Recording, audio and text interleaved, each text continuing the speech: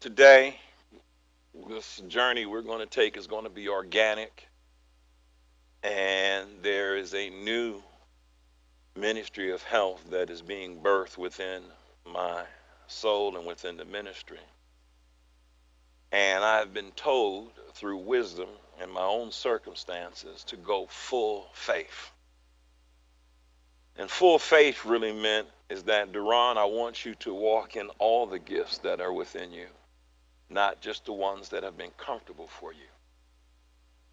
And the way God began to do it, and it happened with three women, and they say things happen in threes. I was here at the end of a Fab 40 in Atlanta. A sister came up and asked me to pray for her while I'm in the middle of the show doing our thing. And I said, God, how in the world can you ask me to pray for her and I'm asking you to heal me? But I'll go ahead. And I prayed for her. Then I went back home. I'm talking. Now he's been telling me, I want you to move and help people get healed. And I want to change your understanding of what healing is. So then a sister came at a show in Atlanta. And I said again, well, they must be seeing something in me. I don't know what's happening. Because listen, this is a play. Then God said, no, it ain't.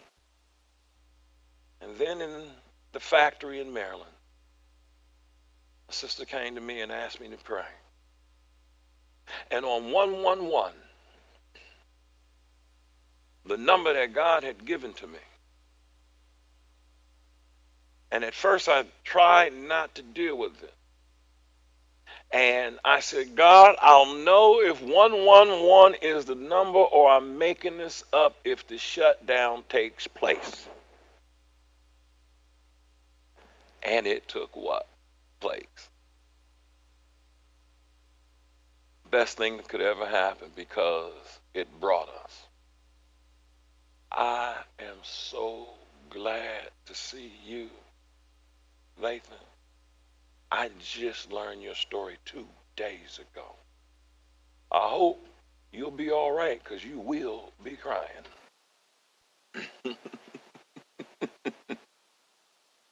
Because I was.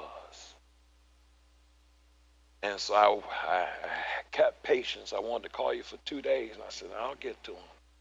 So I'm glad you're here. Are you ashamed to share?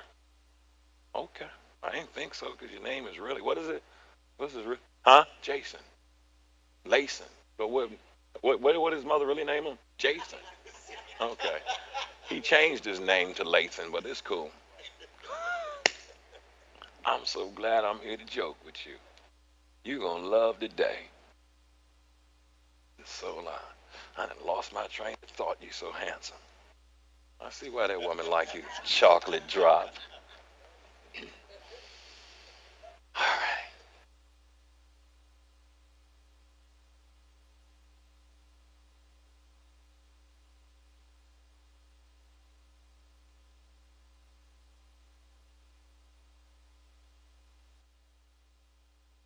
Let's take the journey. One of the things that we have learned is that can y'all see that? Not really? All right. Who am I? And what ends up happening is she creates a persona. When she creates a persona, because this life you've been called here to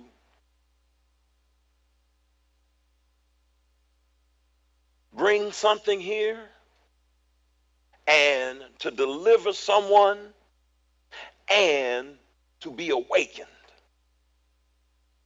And you were brought here with a purpose. And if you grow up and what is abnormal becomes normal, then What's going to happen there? I got to pass those charts out too. I forgot to tell you to pass out the charts. What's going to happen is that you're going to have a limited awareness, and you're going to create a persona that becomes an enemy of your authentic self. My biggest problem is that I was trying to be the pastor, trying to be the creative person, trying to be the playwright, as opposed to just being. And so when life is normal, but when life is normal, but you're in an abnormal situation, you have no idea that something is happening to you. And so it became more important for her to be liked than it was to be able to speak truth. I don't want people to, she had this thing, I don't want people to be mad at me. Nothing good comes from conflict. I don't like people to be mad. I will disappear before I confront. People pleasers create personas. And once you create that persona, it's the enemy of your authentic self. And once it becomes the enemy of your authentic self, this is when your path, your starting point is off. Say this: if my starting point is off, then my path will be altered. Listen, your life foundation will not be established on truth, but rather on a creation by a hurt girl, a hurt boy. And so I want to talk about romantic fantasies, because some of us are so caught up with romanticizing and with the advancement of technology. I'm so glad it wasn't advanced 5 years and 10 years ago like it is now. We'd be in trouble. And the power of the computer make you think you got power, but you ain't got no power until you can compute and do it yourself. When a girl grows up unprotected, her soul is often open and vulnerable to attacks, and she ends up in the dark nights of the soul. And so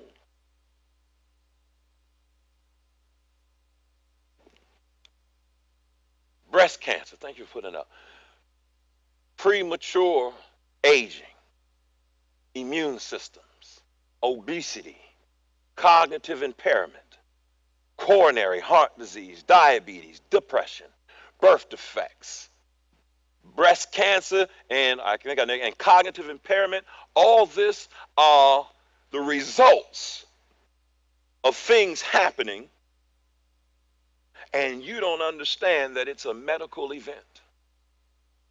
See, we think a medical event is just something that happens with us physically. But a medical event can also be something that's going on emotionally and mentally.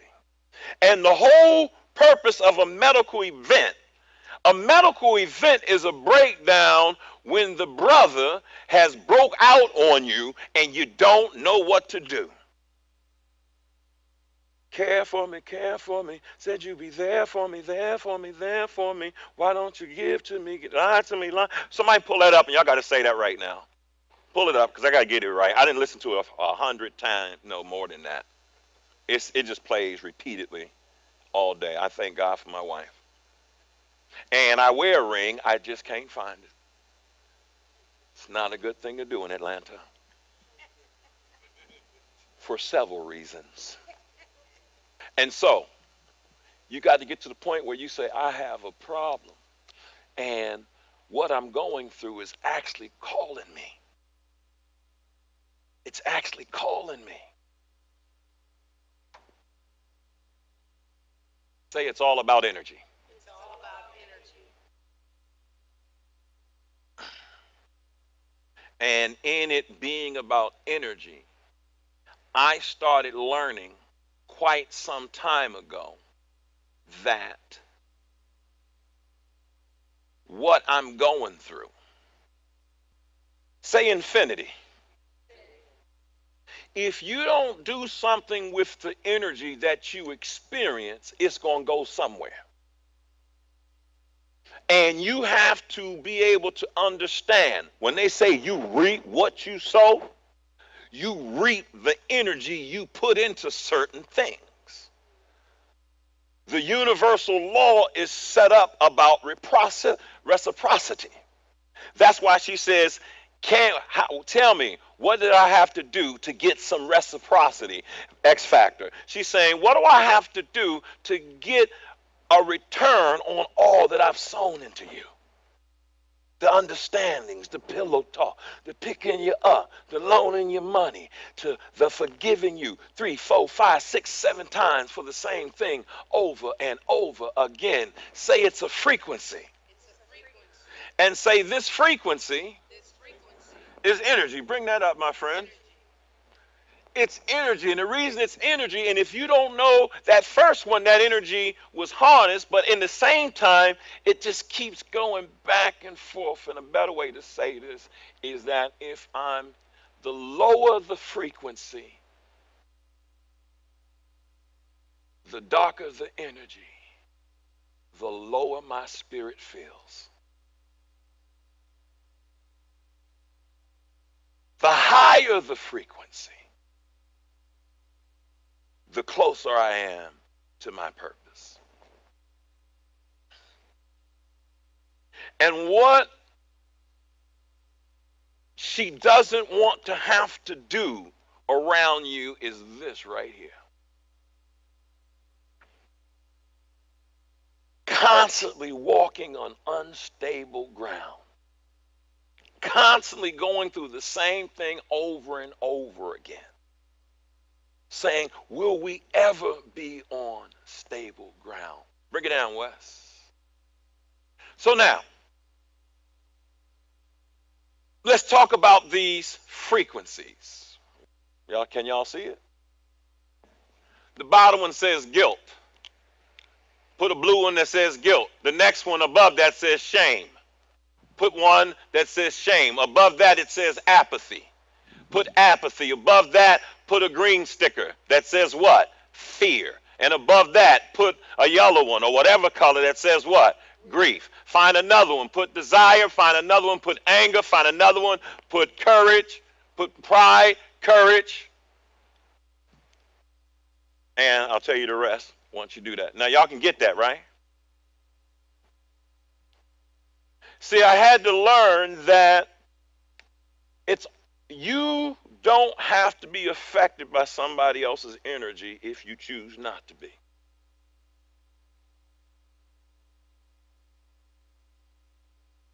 It's a choice to go off. It's a choice to shut down. It's a choice to leave your house. I learned. I used to leave the house all the time. I was only going to 7-Eleven looking at magazines or something, but I was just trying to get out the daggone house. And it'd be cold, and then you'd be like, you don't even know where you're going. And you don't want to call nobody up because then you got to tell them your business. So let's just go sit in the parking lot. Stay gone long enough so at least she'll feel like she needs you. And you return home, they be sleeping, snoring, or whatever the case may be. And you'd be like, you know what? Care for me, care for me. Did somebody find that stanza? Oh, you got a mic? Did she got a microphone? There you go. I want you to say that for me real quick, please. Now I'm gonna go ahead and say it because I don't wear. Care for me, care for me. I know you care for me. There for me, there for me. Said you'd be there for me. Now stop. She said, I know you what? I know you care for me. So what she's saying is, I know you care. So when she starts tripping, you can't cancel out that she knows you care. Keep going.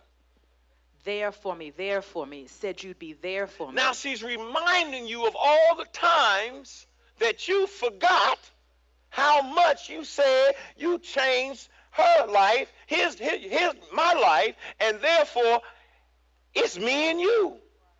Talk to me. Cry for me. You said you die for me. Wait a minute. Now, she done made a big leap. She said, cry for me. You said you die for me. What is she saying? I want you to feel what's going on with me. I need you to feel me. Keep going. Give to me, give to me. Why won't you live for me? Mm. Did you hear that? She's saying, if you're going to live for me, then it's going to be about you giving to me. That means giving her peace without talking about a problem. That means sitting on it for a couple of days. I had somebody I know I got to have a serious conversation with, and I love them dearly, but I refuse to send them any type of text that would disturb their mind while they're having a good time. Careful. You starting dumb stuff in the car on the way to somebody's house. I ain't talking. No. See, because I want to make sure, because y'all think I'm talking about yo man. I'm talking about me. This is last year. I'm on that Tarceva medication. It done stole every part of my vitality there is. I can't think. I can't figure out what's happening. I'm crawling. And we're on our way over to see my granddaughter. And I'm trying to do something. And I can't do it. And she said, Deron, what are you doing? And I drop something. And I get all upset. And I said, Jill, I got it. I got it. Then she looked at me. She says, for real? For real? Is this how you're acting?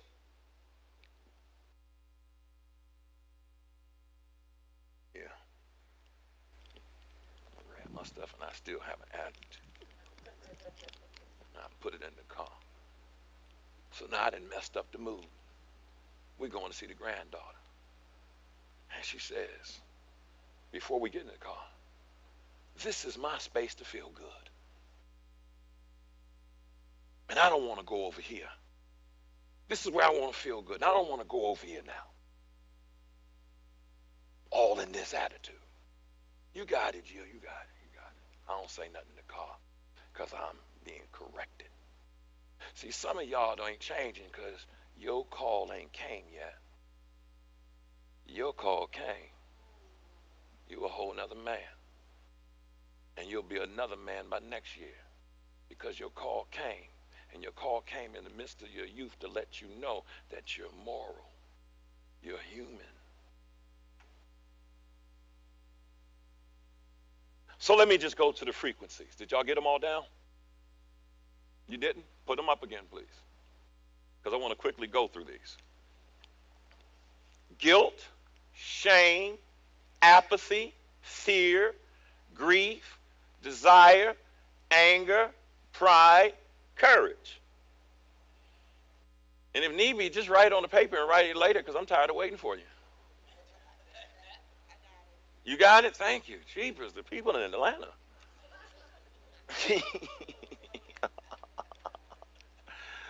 All right, take me down west. Talk to me, Holy Ghost. Here we go.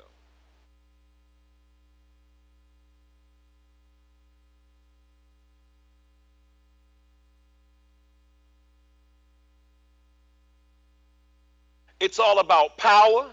Tikwa. Bring it up. Oh, here we go. It's all about power, strength, and energy. That's Hebrew. Tikwaf. Or force, which is flesh, strength, and energy. So you're either going to get life accomplished through power or through what, my friends? But you just can't seem to win. Now, why can't you seem to win? Because, let me tell you something. You know why you are not focused on your mental health? Because from since you were born and since your parents and your parents' parents was born, our health care has been under the control of a corrupt few who are making billions profiting off of us. And so they have purposely put us in ignorance. Just wait till we see the fallout from Facebook for the last 10 years. We ain't seen it yet. They knew what they was doing, giving people power to broadcast live and not be able to censor it at all. They knew what they was doing. Go back and understand. They said our goal is to make everybody addicted. Because they make no money unless you get on Instagram. No, let's see if sound. Oh, yes, praise God.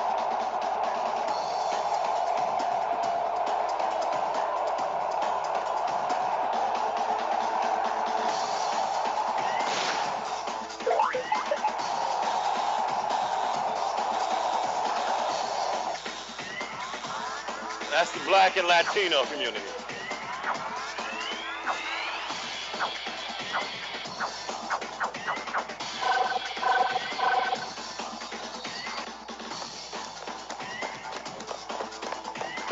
Now watch what's going to happen. He's getting older. He's getting older. He's getting older. Now he's tossing it back to his son. Nepotism. Trump. He's getting older. He's getting older. That's the second generation. Third generation. Look, they got big stuff. Throwing that back. Resources.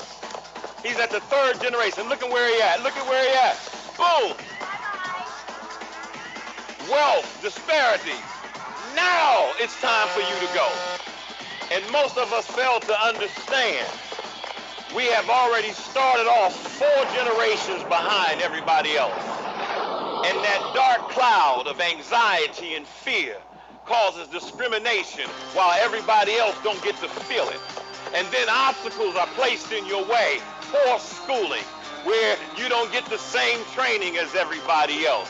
Here you are, sister. Now you're set up because you're too strong. You're looking down in the hole. Somebody's trying to bring you up. Underemployment, because you're down in this hole. But you get out, but you have a determination to keep going. But now you got to make it through shark-infested waters.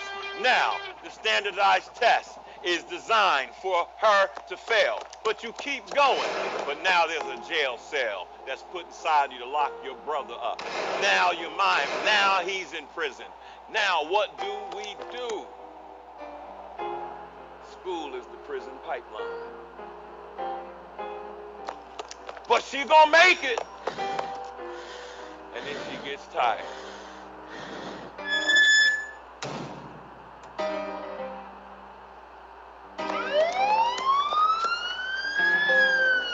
Racial profiling.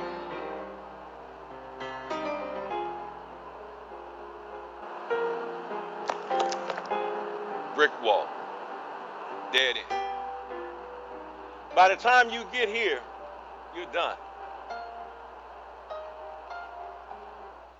Did y'all see that? Shortened lifespan. That's why our lifespan is shorter than any other race, Latinos and African Americans, than any other race on the planet. Because of the stress that we are under. We just become used to the chaos. But you know what the blessing is? White America is learning the same thing. And I said it last couple of weeks ago, when you see white people walking down the street talking about no justice, no peace, pray. Because they just now found out it ain't no such thing as black and white. It's called privilege. Y'all stay with me.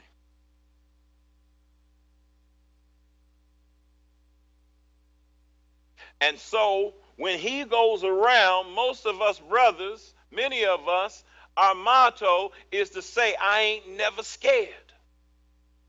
I ain't never what? And with that, you're disrespectful. We have a code as men.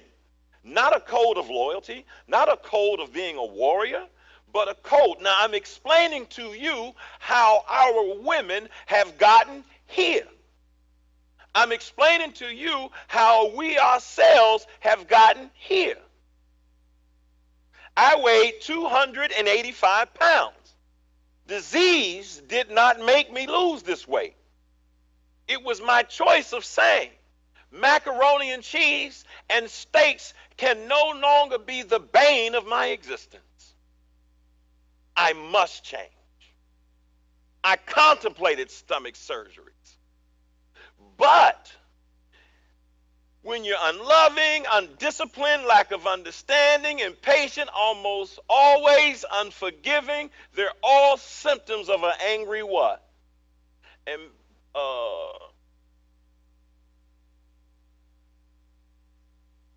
Dick Gregory would say, why would your heart attack you? Why would my body attack me? Because it's all about what, y'all? Now, what I'm going to do is I'm going to, and you needed to have those things down the middle. Please follow instructions.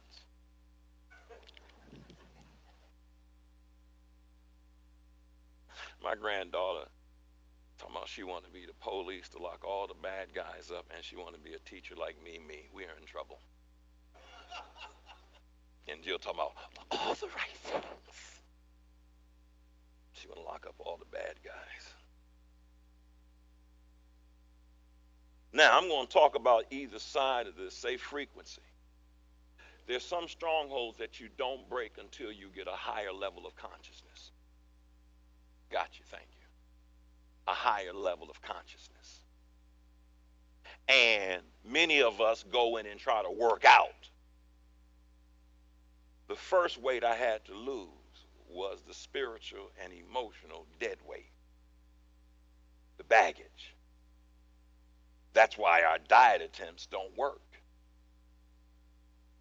And so we went through each one of those. There were anger. And now what I'm going to do is show you that thing that I put down there, anger. I want you to understand this is your life level, the ones in the middle.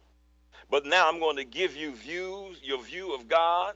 I'm going to give you your view of life, your emotions, and different words. So you're going to have to write small or whatever you got to do, because I'm just going to drop it on you real quick so you understand the difference. But now, I want you to be able to write. When you see this, try to make your chart look as close to this as possible with these words. Watch. Bring it up. No, I'm going to show you. I wasn't going to ask y'all 30-year-olds to try to read that smaller stuff. Only thing I want you to read are the big words on the side. You can read that, right? Y'all got that, right?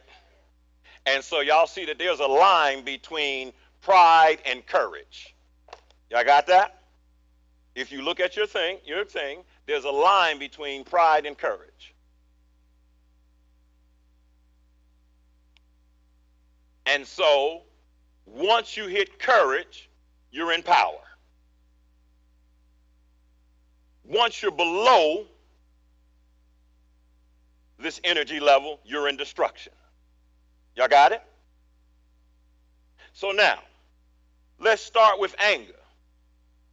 If I am angry, whether you can tell it or not, my energy is so much better.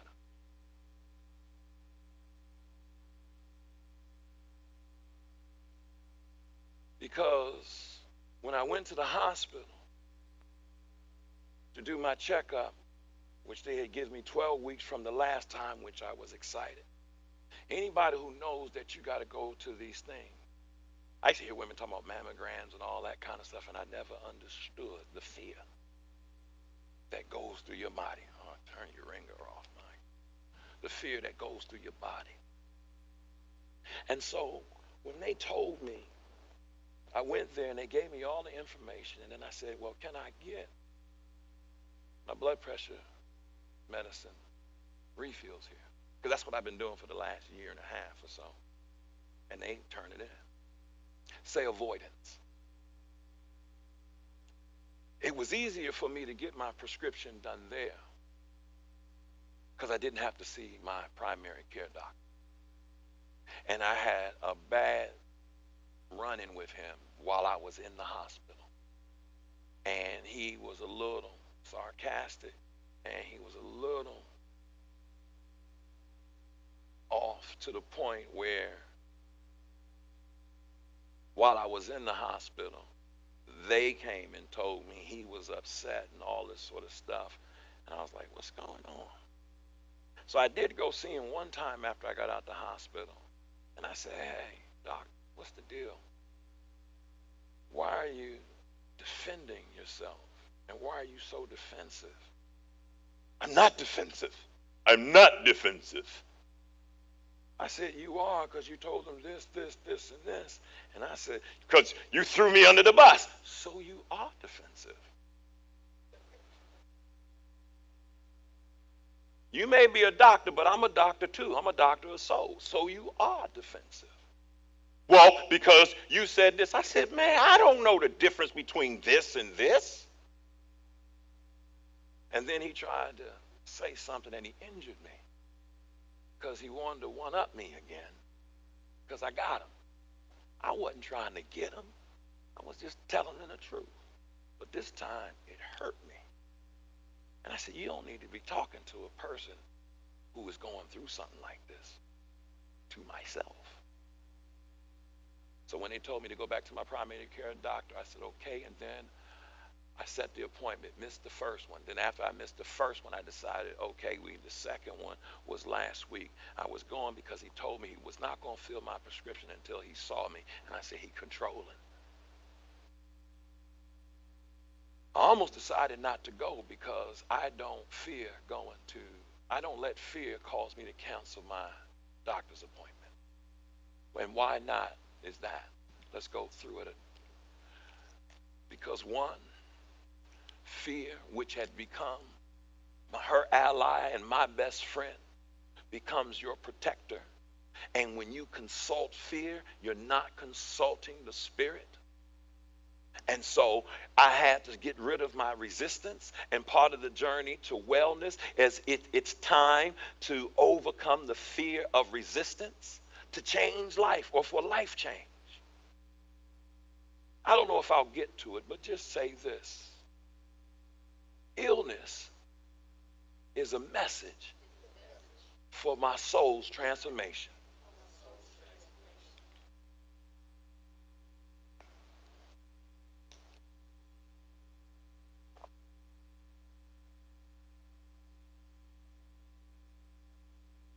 So I go into the hospital. And I had asked y'all all these questions last time I did it. Got you. I said, if your doctor has spent more than 15 to 20 minutes, if he spent 20 minutes on average with you, and you can't say no, but you say yes, on average they spend 10 or 8 minutes less. Stand to your feet. Everybody stood. And I said, if this happens when you show up at your doctor's appointment, if you get there, when you go home, do you get a call back to check on you to see how you're doing from the doctor? There was laughter in the audience. Then I went back and asked the question, I asked the question of how many times have you let your doctor tell you, now the side effects of this medication is this and this, so I don't want you to do this and I don't want you to do that. Because I understood, because I've had to study this health system. Only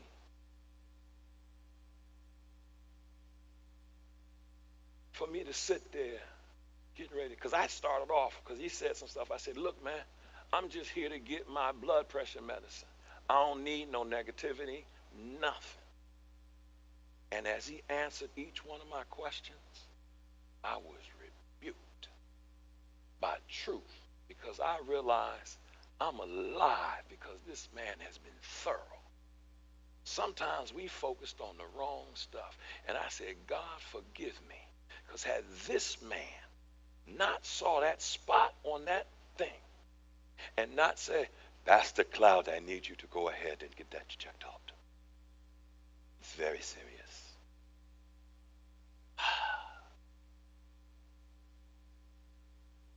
He's thorough. So is his wife. I think the appointment, so while I'm talking, I start praying. I say, I repent. And I say, can we pray? We get on our knees and we pray.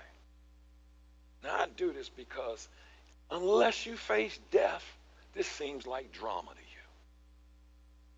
But when you begin to realize I'm alive, you give thanks at every place you are. Because I realized I was in that doctor's hospital and I could have been dead. And then I thought the appointment was over. Then he went through and asked me, what are all your medications? Only for us to deduce, I said, well, I also need to put you need to put me back on that bistolic. He says, I didn't prescribe that. Yeah, you did. Say, look at God. And I must be present at every moment. I said, you're right.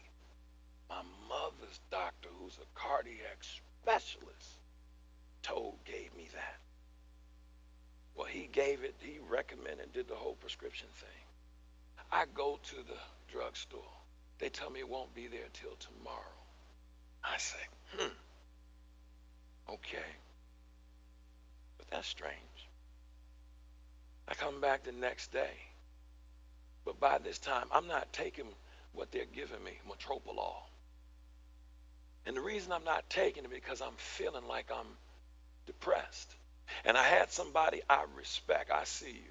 I had somebody I respect, the doctor, the head doctor of the University of Maryland that I met while I was there who took care of me. Just so his partner that he works with just so happened to tell me that he's on metropolol and he's getting off of it because it's depressing him. You must pay attention to every moment on this journey. So I said, wait a minute. When did my depression start? Now we're going to now understand how GoFundMe got started. Because the day they started telling me I was going to pay almost $1,500, and I got all 3 of my blood pressure medicines, and I got to do that every month. I said, God, I ain't got no choice. I got to ask for help. But because of a thorough doctor, I go and study that day and find out top side effect, confusion, weakness, memory loss, heart attack, anxiety,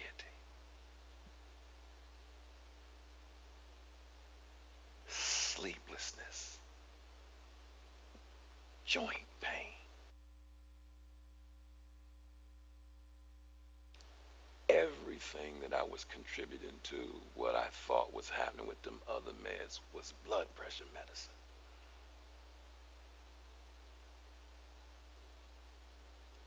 And after not taking it for one day, I woke up.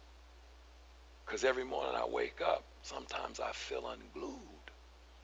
Because when you got all this stuff, they had me on 50 milligrams in the morning and 50 milligrams at night, which meant I never left the dark space.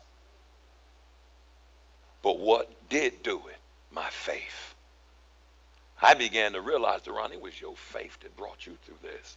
Because you thinking that this is in your head, people thinking this is psychosomatic. No. I'm going through it. My friends don't know how to deal with me. People don't know how to talk to me. I'm short, I'm missing, and my friends out of love, they looking at me and they don't know, but they don't know what to say because you don't understand when you enter this journey, you have crossed the threshold into a new world. Day 2, I wake up. I say, Jill, that man is gone. Whoever's been here for the last however long, he's gone. And you ain't got to worry about it again. See, because I had been crying. See, when you lose your memory and you're brilliant, You lose your memory and you're creative. You lose your memory or something happens to you and you're strong. You go through a sense of loss because you've lost yourself. That's why you got to make the decision to already go on in. I got so angry, I locked out the house. Because you know what? Then I researched and found out that they switched up on the medications because Bistolic is the most expensive and they got a deal on the other one. Which meant for 36 weeks I've been walking around here like a zombie.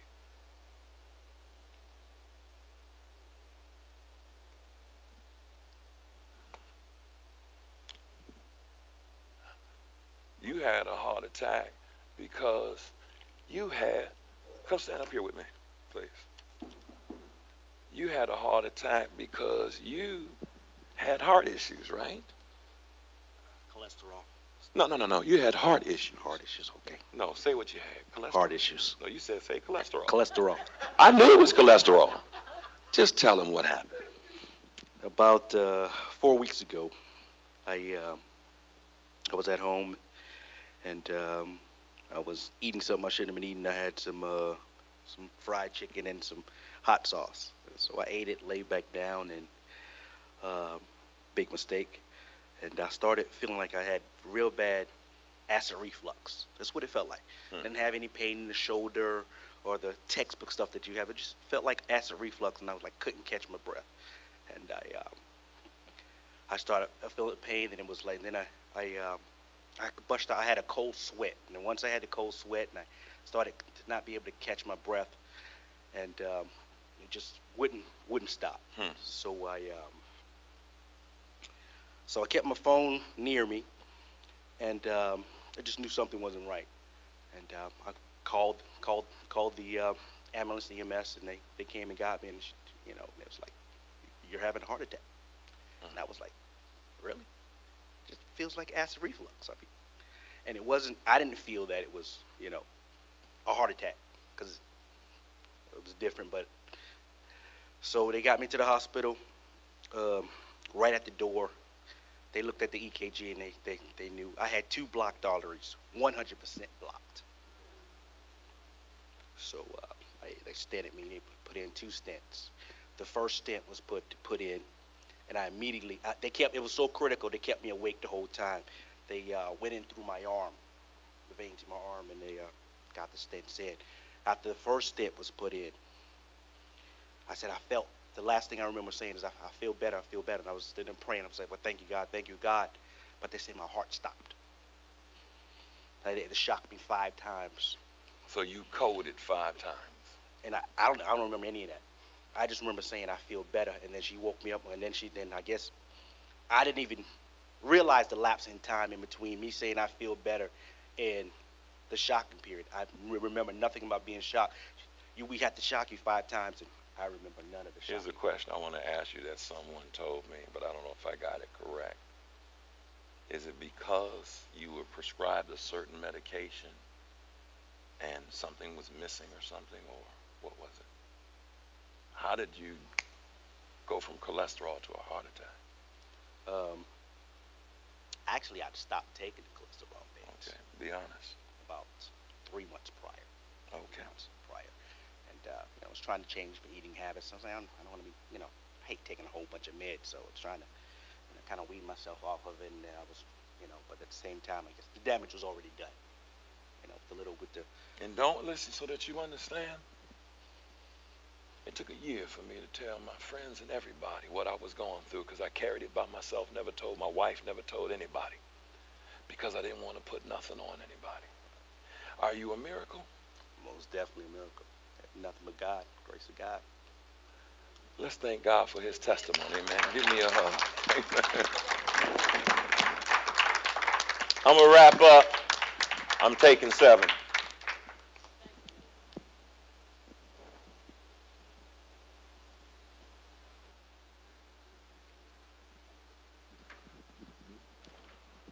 His was cholesterol. Now let's talk about X factor stress. And then we can move on. Thank you, Father. Where you at? Where you going, D? Where you going? Oh, there you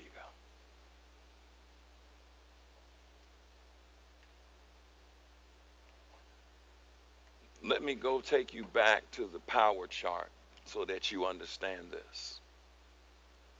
If you can bring it up, I want you to understand this. You cannot, well, I got to look at it here. You cannot cross over into productive life until you are at courage, because that's where your energy level will be the highest. And you can't cross over unless you cross over to that. And so what I want you to see now is that I told you, did I mention Nadine Burke in this? Nadine Burke put out on TED Talk, ACE, Adverse Child Experiences. And when she put this out on the TED Talks, it changed people's lives because she began to learn that it was adverse childhood experiences that was causing something. Now, I need you to be patient because this is life and death. I'm glad you said I stopped taking my blood pressure medicine. I didn't talk to, or whatever it was. I didn't talk to several people. You know why I take mine? You know why I do it? I got a blood pressure machine 4 or 5 times a day. Keep a record. Watch it. Why? Because we are called to take care of this body. And we can take it for granted. And so this stress comes from childhood experiences. And what these people, researchers, found out is that it included physical, emotional, and sexual abuse, physical, emotional neglect, parental mental illness, substance abuse, incarceration, parental separation or divorce, say PAS, parental alienation syndrome. That's when the mother decides that because she's mad at the dad, she's not going to let the kid see the dad, and the child experiences parental alienation syndrome. Google it. Every mother in here who has refused to tell their child who their father is for sake of embarrassment, you are and have attacked the mental capability of your daughter or son's mind. Why? Because now they don't have the information because of your shame. Face the drama and help them live. Why die and they only got one piece of the puzzle because you was too freaking ashamed to tell the truth? What kind of God and whose God are you serving? Baby, I made a mistake. Some things happen, and this is it, and this is what's going on. Boom, boom, boom. Because my first disciple's mother would not tell him who his father was. Period. And this drove him mad for years. I'll just leave it at that. I see the time. The higher the score, the worse the health outcome. Hard truth. I had to accept, and I knew it because I knew this before I was diagnosed, because I've been on this health tip for a minute. I had to decide, I had to accept, Deron, part of your illness is because of all this stress you didn't let be in your life.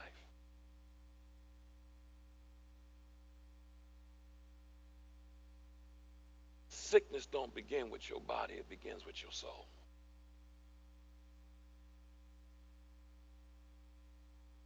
And it's an indication that your soul is out of alignment. But what we have learned to do in this healthcare system is treat the symptoms and not talk about the situation. And so, if you answer at least 4 of these questions, you were 4 times as likely to have suicidal thoughts. No, 12 times more likely. If you answered 6 or 7, you had a triple lifetime risk of lung cancer.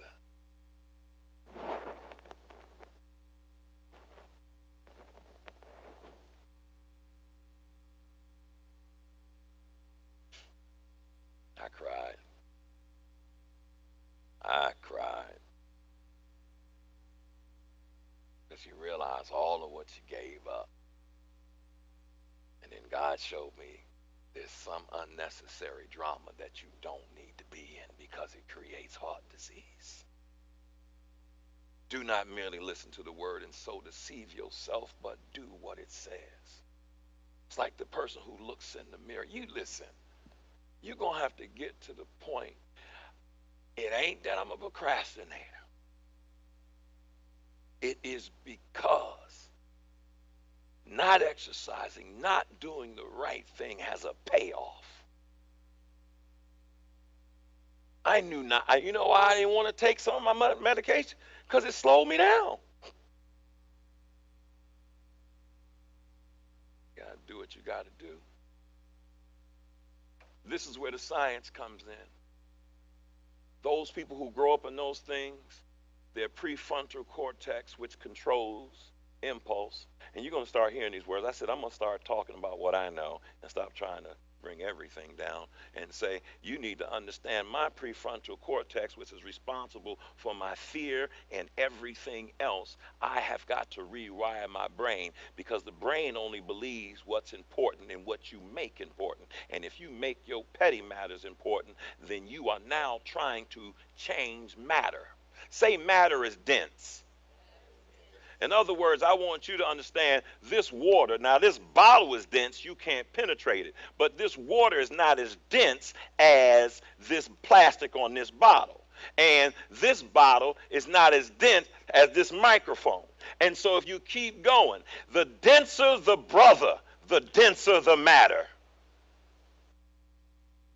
The denser the trouble, the denser the matter. And the matter meaning this physical thing that you're trying to change, or this invisible thing that only changes when they're ready to change. Here's the truth that got me. Parents talking about you should be more appreciative of what I did for you. Listen. Men don't realize till after 40 years sometimes, 20, 35 years, that's when their fathers want to come back and say, and want to be in your life.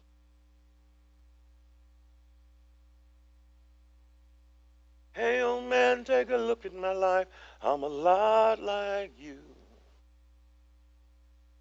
I got one. No, I can't. Just keep going. Can I keep going, people? I want to get this out. This is why your parents won't listen to you when you go try to talk to them about what you done been through, because they realize how much they didn't spend for you and went through for you. And the first thing they want to say is you need to be more grateful. I'm so glad I didn't have that conversation with my daughter when she was 25. We call it Christmas, because we was taking a Christmas vacation. And she was having a thing with her mother, and they was going back and forth. And as they went back and forth, I decided I'm going to be the dad and try to shut her down and shut this down. And she looked at me and she said, you have done this to me all my life. You have shut me down. You have torn me down. And no, I'm not doing this. And I'll get to do this, boom, boom, boom. I just said, and I started crying. I said, this is the best moment of my life.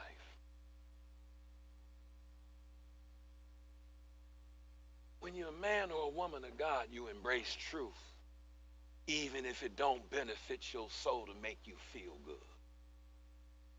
And I told her in that, on vacation, that morning, here I am trying to play the position of a dad. And I said, I'm so glad, because I had paid her to do a couple of different books. And I cut my $100 bills in half, and it was $400. I cut them in half, and I said, each one you finish, I give you the other half. Because I said, I don't want you to be like these sisters in my church. I said, I have to help them get delivered on a regular basis. You don't have to make the same mistakes that some of them have made. But you need to know who you are. So I said, I thank you for telling me your truth. I will do better. If you want to be healed, you got to bring your truth to the top. You should only respond with this kind of terror with a bear. But when you come home every day and you see the bear, the reason the kids are not appreciative at 20, 25, and 30, because they don't remember the little thing, that's my little baby. They remember bear tactics. And once these tactics begin to happen, what happens is you put the child in a fight flight. Did I tell you all about the little boy in church at this service? Years ago, but I didn't understand this, and I thought it was so funny. A little 5-year-old, 4-year-old boy sitting in the back of church, and he got to getting loud. His mother said, come here. He was 5. She said, come here. And he got up and he walked over to her like this. And me and my sister laughing. But this 4-year-old boy knew something was getting ready to go down in church, and she was going to smack him. Come over here. Put your hands down. Put your hands down. What you crying about? I'm going to give you something to cry about. This is my house. You ain't running nothing in here.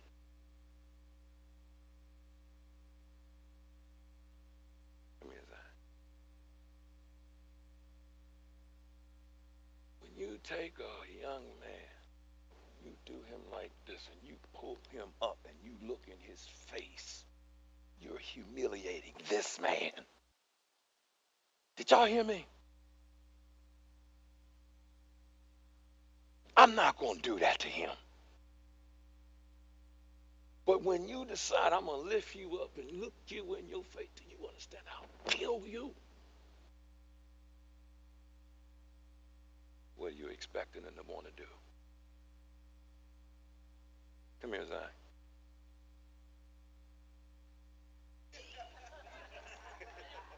You got to give me a ride. I don't want to get messed up.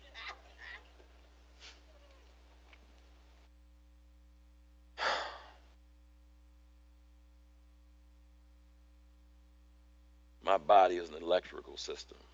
Psalms 139. Bring that up, please, Rob, if you can. Read that with me if you can. Thanks and praise to you, for I am fearfully and wonderfully made. Wonderful are your works, and my soul knows it well.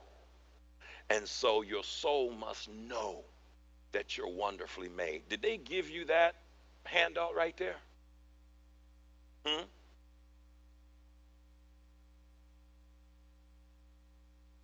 So let me explain something to you. You put down at the bottom my body to the left, like that light bulb to the right, it's a receptor, which means of light. My body is a receptor of light, not a receptor of darkness. You see that, right? Light that being right down here at the bottom. And the light brings about transformation. So how am I going to change? By having light brought into my life. Am I right? Which means you got to turn the switch on, which means to make a decision. And you have to understand that God is trying to send you light from the Spirit, as if a generator would send energy from a light source, from a generating factory or a generating source. And my soul is the conducting wire. Y'all got that, right? I'm bringing it down. So now I'm wrapping up. And I ain't saying I'm wrapping up preacher talk either.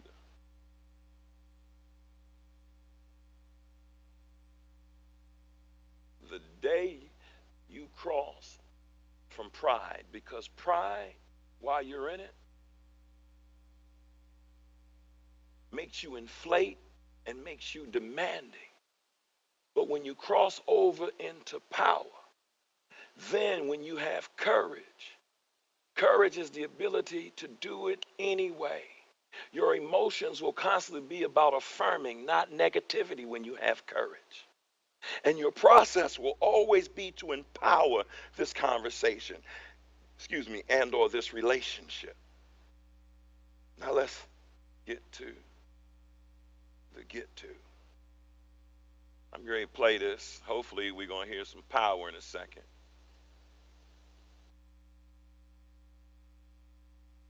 What did I say?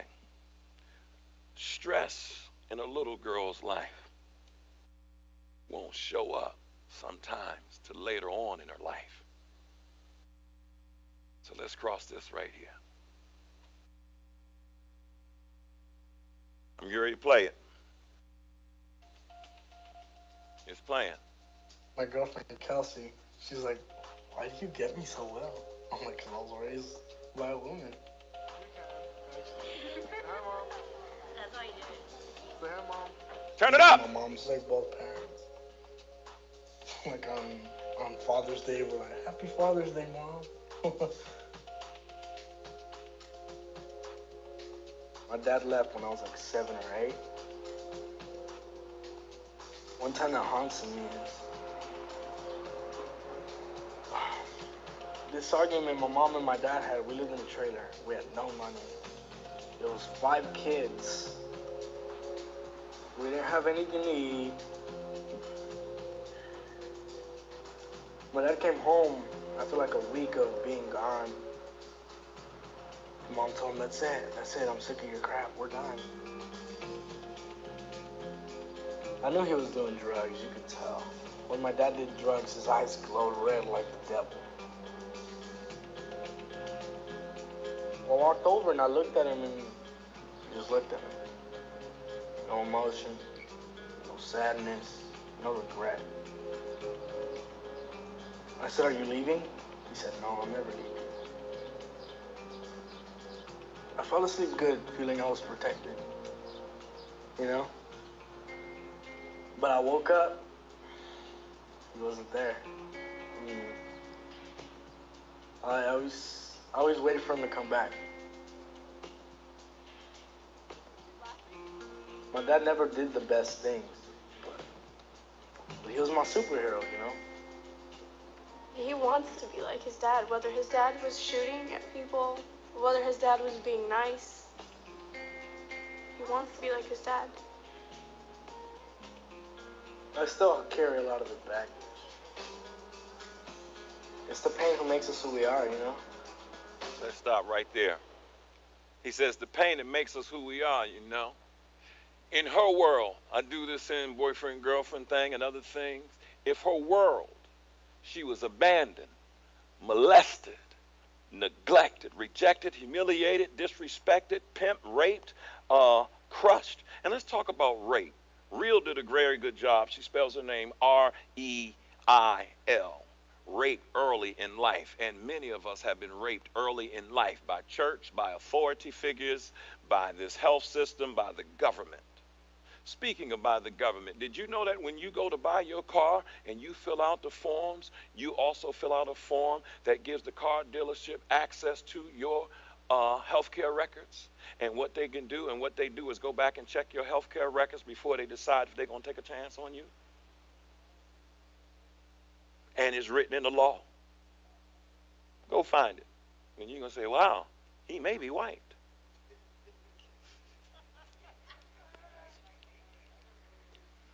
And so this is her world, and then she finds the man who's disrespectful, disloyal, who is upset, who is bothered, who is raged, who is everything, and he loves her, but he can't control his demons because his demons is not worth his love for her.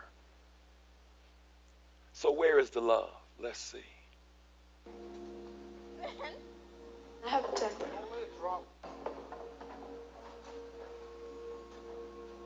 we've been getting in a lot of like arguments and stuff. I have a temper. I have a huge temper. But then you tell me I'm gonna break the floor. Make up your mind. And he has huge anger issues, so it's like when we get into an argument, it's not good.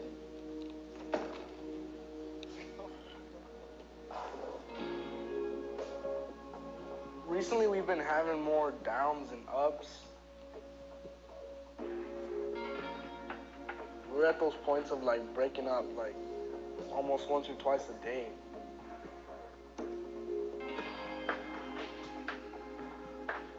I don't know, he just kind of freaks out when I'm away from him.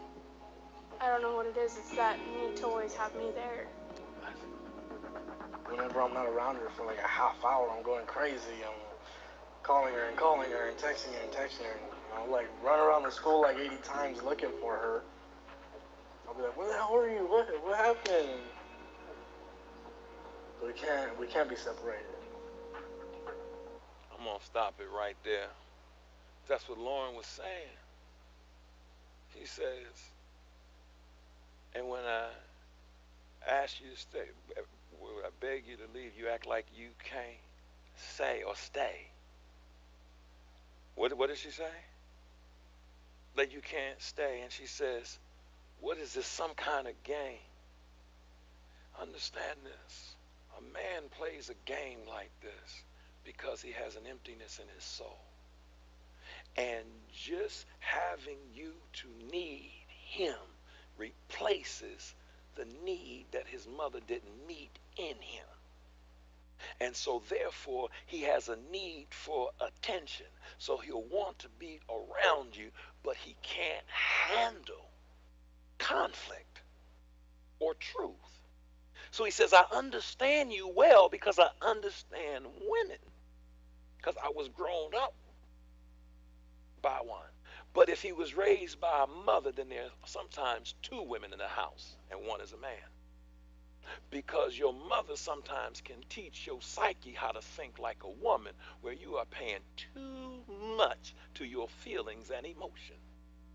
And sometimes she just needs you to grow up, accept the truth, check out what's going on, keep moving forward instead of acting like a baby because you pouting because I brought this out. Next time, just pay the daggone bill.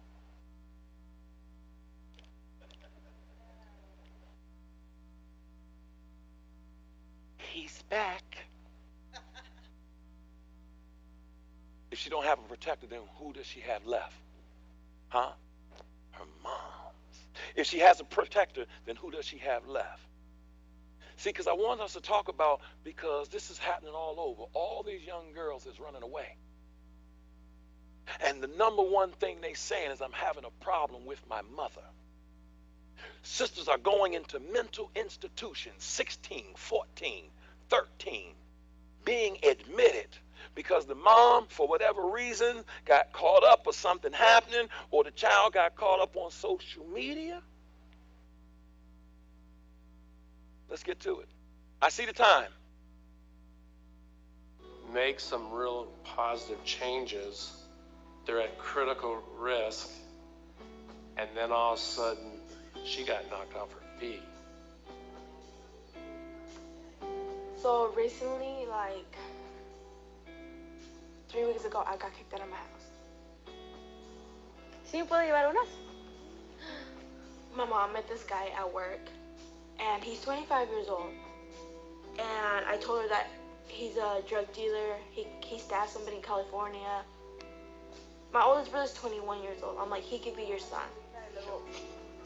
She just went off on me. She was like, you're this, you're a hoe, you're a bad daughter. I'm like, dude, I take care of your kids, I feed your kids, I take your kids to shower, I help them, I go to the soccer games, I do everything, I do homework with them. You need me, you can't just kick me out. And it's like, my mom was the only thing I had. My dad got killed when I wasn't even born. She's the only thing I had. And for her to abandon me like that,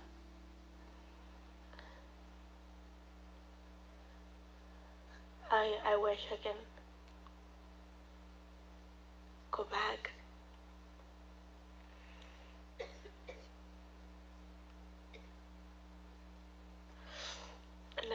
born again. Are y'all getting this? See, you're not crazy. The stuff that you've gone through, the things that you have gone through, this right here, he's bringing healing to you. And the things that you are experiencing right now, feel it. Feel it. Because he's bringing healing to you. By allowing this to be brought up, you'll be a better person because you're going to walk out of here knowing what to do by the time we finish with these messages.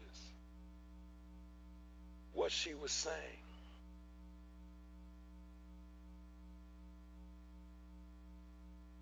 was that this energy never stops. And her mother left her out to herself. And that's where many of our women are. And listen, I ain't pressed on no airplane. I'll wait.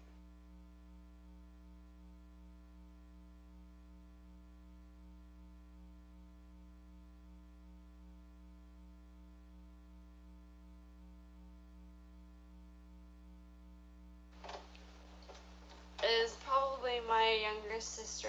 She's 12, and hopefully she will not have to experience what I went through when I was 7. And that was somebody molested me when I was 7. So my greatest fear is that I hope it doesn't happen to my youngest sister or a daughter of mine when I have kids. So. My biggest fear is losing Gustavo. I want to stop because as I keep listening to the X Factor, and we're dealing with the new Ministry of Health and trying to get your mind and everything together, I can't help but keep asking myself,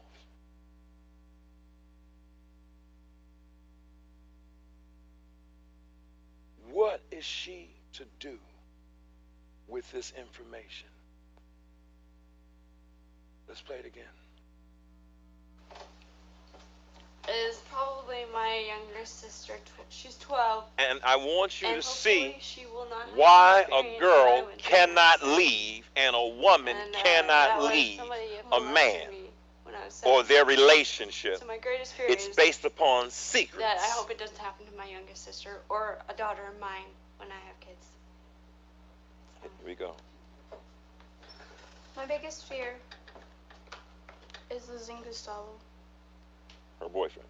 Because for once, I found a guy who I'm not afraid of. When I walk down the street and I see a man, I'm afraid he's gonna touch me. And that's why I go everywhere with him. I'm sorry, I'm crying. But I clench to his side so much because I'm scared of every man I meet.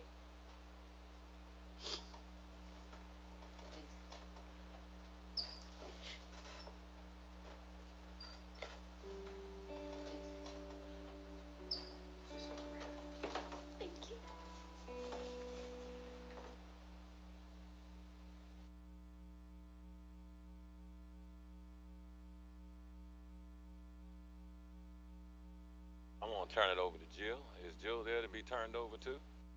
She's not? Then don't worry about it. I'm going to close out right here. Listen up.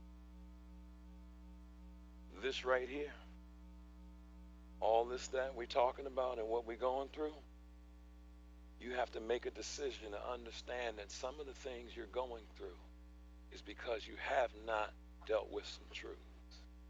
Next week, I'm going to do my first full-out presentation of the story and wellness. Let me tell you how good God is. You got to be patient, and you got to keep moving forward. You got to keep moving forward. Because through God's magnificent, I am now the representative of my medical records online to all the Christians. And they are asking me to do this presentation all over the world, internationally, because someone has to deal with this healthcare system and my medical records, so that you understand. Online, now you're going to hear it. MMRO, you're going to hear it. It'll be just like Facebook. You're going to hear it because it's a game changer. Your information is your information. And when you give it away, you should have a right to control it. But when you get sick and you give up your information, you want that information to be used for you, not for somebody else. Even in the scriptures, we are told through the Bible to take care of yourself. Seeds from the earth. I became a vegetarian and stopped eating meat all those years. Why? Because I understood that eating meat had carcinogens in it. Had that in it that caused cancer. I had to stop going with my oils and all these different things because I wanted to change. Because God says, heal yourself with what comes from the earth. And your information gets mined and data. And if you're not careful, you will not understand that it's time for you to make a change. You don't have any excuses. All you have to do is do what you do. See, some of us, we're waiting for our ship to come in, and God's saying, I'm just waiting for you to obey and get rid of your sin. I got you. Oh, I didn't even see that. I'm sorry. I'm going to pray with you. Stand to your feet.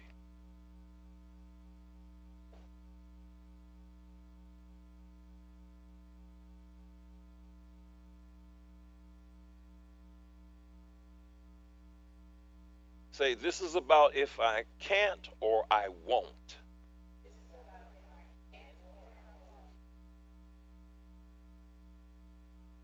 Let me pray for you. Father, give them the ability to commit themselves to listen to the whispers that are in their lives in every area. And Father, I ask that even though we're going through a lot of exposure, that you would bring to us healing. Father, I thank you for what you've done and what you're going to do. Father, I thank you for returning me to me. I thank you. 3 days I returned back to myself, and I'm still getting better. I thank you, Lord, that I persevered and I didn't quit, although I meant many times to quit. And I thank you for my wife and my daughter who bared with me, and all my friends who suffered through my confusion. For I know my health and our health affects everybody else. And God, we thank you, and I thank you that this series is going to change all of us in more ways than we'll ever know. Now, he says the water has been troubled. If you physically able, hold your hands up and say, Father, forgive me of my arrogance, my ignorance, and just my pure lack of knowledge. I walk out of here today with something I can use. Help me not to abuse my choices. Now let me pray for you.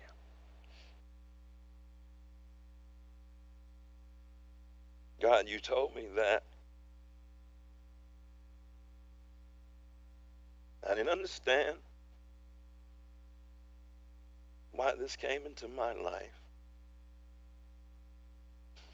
When you showed me that, you knew I would handle it properly. I still hurt day to day. But I thank you that and this affliction has brought about so much healing. Now, God, I pray for the healing of those who are listening and those who some things were triggered. Those who need counseling, let them seek it. Father, those who have not been taking their medication, let them research it. And God, I thank you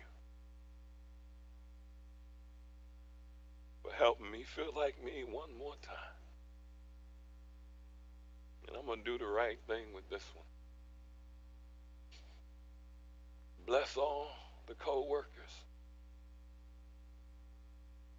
and all the things that are happening.